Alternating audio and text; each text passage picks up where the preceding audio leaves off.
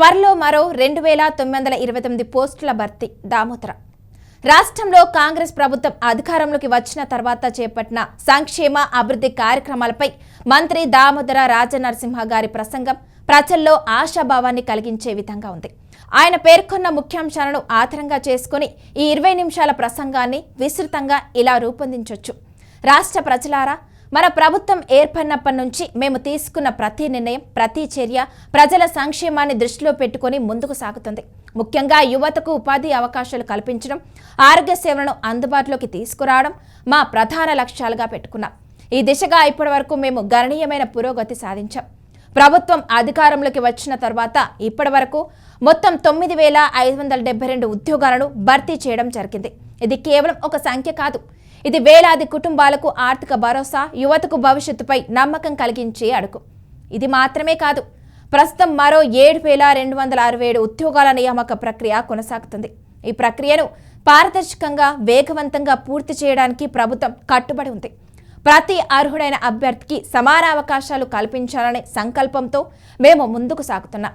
ప్రభుత్వ ఉద్యోగం అంటే భరోసా, గౌరవం. ఆ గౌరవాన్ని మరింత మంది యువతకు అందించాలన్నదే మా లక్ష్యం.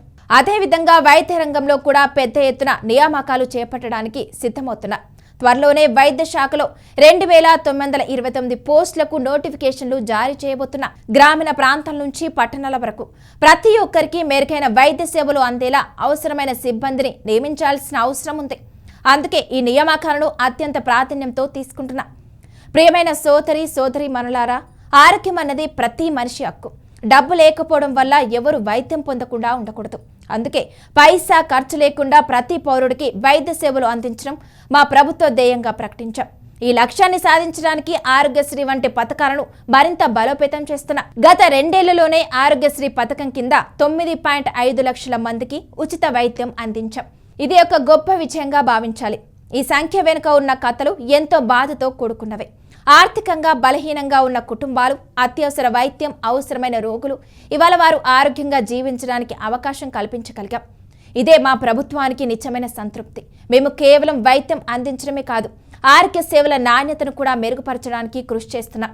ప్రభుత్వ ఆసుపత్రుల్లో మౌలిక వసతులను పెంచడం, ఆధునిక పరికరాలను ఏర్పాటు చేయడం, వైద్య సిబ్బందికి శిక్షణ ఇవ్వడం వంటి చర్యలను తీసుకుంటున్నాం.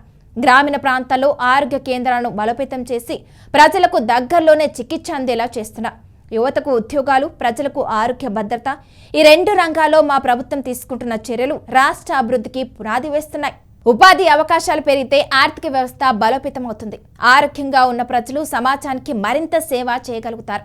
ఈ 2 కలిసి రాష్ట్రాన్ని అభివృద్ధి దిశగా నడిపిస్తాయి.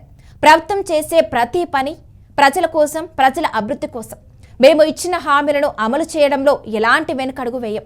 ప్రజల నమ్మకాన్ని నిలబెట్టుకోవడం మా బాధ్యతగా భావిస్తున్నాం. మీరిచ్చిన మద్దతు మాకు మరింత శక్తినిస్తుంది.